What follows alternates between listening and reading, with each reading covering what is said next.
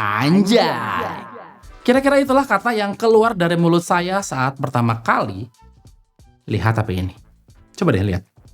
Cakep bejir. Birunya itu loh. Sama sekali nggak ingetin saya sama HP apapun gitu. Jadi menurut keyakinan saya, ini HP beneran cakep. Sumpah. Nggak usah dituntut saya, kan menurut keyakinan saya. Note H, HP baru dari Infinix yang desainnya lumayan premium untuk HP di segmen 3 jutaan. Bodinya pakai 3D curve di bagian belakang, tampilannya lebih mewah dan enak pas digenggam. Mirip-mirip kayak HP flagship Samsung dulu gitu. Materialnya plastik di bagian frame dan back covernya nggak glossy ya, jadi nggak bisa nahan sidik jari. Tapi tetap aja, saran saya sih casingnya dipakai ya. Karena HP ini agak licin. Sumpah, kayak koruptor lah. Warna birunya ini cakep ya, saya suka. Total ada 4 pilihan warna, Lunar Titanium, Silk Green, Stellar Blue, dan Shadow Black. Modul kamera horizontal di belakangnya agak nonjol di framenya. Di dalamnya ada 2 modul, satu kamera beresolusi 50 megapiksel dan satu lagi adalah light sensor, plus LED flash. Berat HP ini sekitar 186 gram, ketebalannya cuma di 7,4 mm, walau mereka klaim tebalnya cuma 7,2 mm. Kalau sama frame kameranya ada di 9,1 mm, dan kalau sama kamera bumpnya ada di 10,4 mm. Tipis? Jelas tipis. Ente tahu nggak baterai HP ini berapa? 6.500 mAh bejir. Kok bisa baterai segede itu masuk ke dalam bodi setipis ini? Pokoknya bejir lah. Nggak cuma itu loh, dia juga udah punya sertifikasi IP65. Pokoknya ini HP rada ngadi-ngadi. Nail it banget ini emang buat Infinix nih. Lanjut ke layar, pakai panel LTPS AMOLED, layar Core 3D dengan resolusi 1.5K, ukurannya 6,78 inch dengan refresh rate 120 Hz. Screen to body ratio-nya ada di atas 90%, yang mana artinya bezelnya tipis banget. Peak brightness-nya ada di 4500 nits, terang banget buset buat pengguna outdoor. Warna AMOLED-nya vibrant, color depth-nya nyampe 10 bit, support HDR10+, dan always on display. Kekurangannya, menurut keyakinan saya, lagi, curve screen-nya kadang bikin accidental touch di pinggir, apalagi kalau tangan kalian gede. Tapi overall, layar jenis begini tuh bikin betah buat dilihat, diraba, dan diterawang. Feel mewahnya dapet banget lah. Soal durability, tenang, ada Corning Gorilla Glass 7i terpasang. Walaupun di dalam paket penjualannya, kalian akan tetap dapetin tempered glass-nya. Nice one lah Infinix. Next, let's talk about performance. Anjay, boleh banget mulut gua. Di jantungnya, anjay, jantung. Apa sih, man? Anjay-anjay mulu lu. Jantung pisang kali. Ada MediaTek Dimensity 7100 5G. Kayaknya kalau pakai 5G harusnya pakai bahasa Inggris deh. MediaTek Dimensity 7100 5G. Ya itu pokoknya chipset baru yang debut global di HP ini. Dibuat dengan proses fabrikasi 6mm plus RAM berukuran 8GB berjenis LPDDR5 RAM. Storage-nya juga udah berjenis UFS 2.2. Untuk performa HP ini cukup solid. AnTuTu score-nya sekitar 700 sampai 800 ribuan. Untuk Geekbench performa single core-nya ada di 995 dan multi-core-nya ada di 2894. Performanya juga nggak ngalamin throttling dengan stabilitas performa ada di 85% ya. Kecepatan baca tulisnya juga lumayan oke, ada di 1 GB untuk kecepatan bacanya dan 399 MB untuk kecepatan tulisnya. Penggunaan casual, HP ini aman-aman aja. Saya nggak nemu kendala yang berarti. Buka WA, pindah ke YouTube, pindah ke kamera, dan lain-lain lancar banget.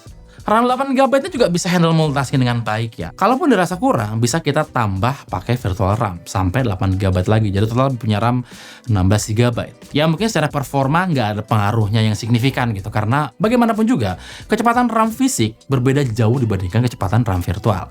Tapi ini kepake banget buat multitasking ya. HP nggak gampang nge-close aplikasi yang jalan di background gitu. Performa buat main game juga sejauh ini aman-aman aja. Main game-game casual lancar, Mobile Legends lancar, Smash Legends lancar, karena Delta Force juga lancar, dan Genshin Impact tentu aja berat.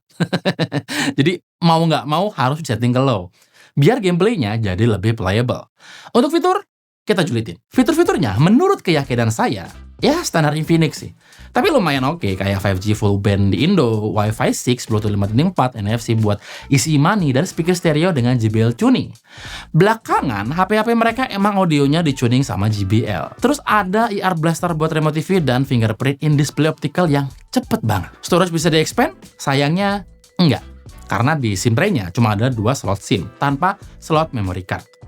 Jadi saran saya pilih varian yang paling gede di awal ya. Ada juga yang namanya Active Hello Lighting, lampu RGB yang bisa jadi lampu notifikasi. Pengaturannya lumayan banyak di setting, jadi bebas kalian atur sendiri. Oh iya, saya hampir lupa. Di bagian kanan bawah ini ada sebuah tombol. Tombolnya cakep dah, warnanya kontras banget, hijau. Namanya tuh One Tap Button. Sayangnya fungsinya cuman long press aja, jadi kita bisa atur apa yang ke-trigger kalau kita long press si tombol ini. Fungsinya lumayan banyak, bisa trigger kamera, flashlight, sound recording, mute, dan lain-lain. Nah untuk kamera, saat aplikasi kamera udah kebuka, tombol ini juga bisa berfungsi sebagai tombol shutter. Nice. Untuk software, HP ini pakai XOS 16 berbasis Android 16 dan ini versi paling baru. Buat software, udah susah buat saya roasting ya, karena OS mereka tuh bagus sekarang. Bukan soal visual ya, karena itu soal selera. Soal fitur bejibun banget nih. Manjain user banget, sampai hal yang selalu jadi materi roasting saya, yaitu manajemen shortcut, udah ada di HP ini. Intinya sekarang kalau mau roasting si XOS, susah. Untuk update, mereka janji ngasih 3 kali major OS update atau sampai Android 19 ya. Dan 5 tahun security patch. Kalau ada yang mau dikeluhkan mungkin bloatware-nya aja yang masih bejibun. Untungnya masih bisa dan install. Jadi aman lah. Buat baterai, nah ini yang rada nggak masuk akal menurut saya. HP ini tuh tipis banget, sumpah. Tapi baterainya gede banget, 6500 mAh. Nggak nyangka sih Infinix bisa bikin HP setipis ini. Tapi baterainya itu segede ini coy. Buat durability, gampang banget buat masukin HP ini ke dalam tier S buat perbateraian ya. Dipakai 2 hari, HP ini masih sanggup loh. Bahkan dalam pengujian, HP ini bisa bertahan sampai 17 jam kalau nggak salah ya. Dalam paket penjualan juga ada kepala charger dengan output maksimal 45 watt. Waktu yang dibutuhkan buat ngisi baterai dari 5-100% itu ada di sekitar 1 jam lebih sedikit lah. Buat baterai ini killer banget menurut saya, karena biasanya di brand lain either kalian dapat baterai gede tapi spesifikasinya busuk, atau dapat baterai gede tapi harganya mahal. Sekali lagi Infinix, Anda habis makan apa sih? Terakhir untuk kamera, ada satu kamera di bagian belakang yang beresolusi 50 megapiksel, walaupun terlihat ada 2, tapi yang punya identitas kayaknya cuma 1 deh, yaitu kamera utamanya aja. Hasilnya, kamera utamanya Super ini lumayan bagus ya, detailnya lumayan oke, dynamic range-nya lumayan luas. Langit biru nggak dapat sih, karena belakangan emang lagi mendung mulu gitu. Shadow di pohon pinggir dan jalan juga nggak gelap-gelap amat. Warnanya khas Infinix yang agak punchy gitu loh. Secara out of the box, udah siap diupload ke Instagram. Buat foto gedung atau landscape, overall oke. Walaupun buat foto landscape rada susah ya, karena emang kagak ada lensa ultrawide-nya. Di kondisi malam, super night mode-nya lumayan ngebantu. Noise-nya ada tapi minim ya. Dan lampunya itu nggak terlalu bleber gitu. Cuman tangan kudu stabil. Kalau goyang dikit, fotonya jadi kayak lukisan cat air gitu. Ngeblur nggak jelas, kayak masa depan negara Wakanda.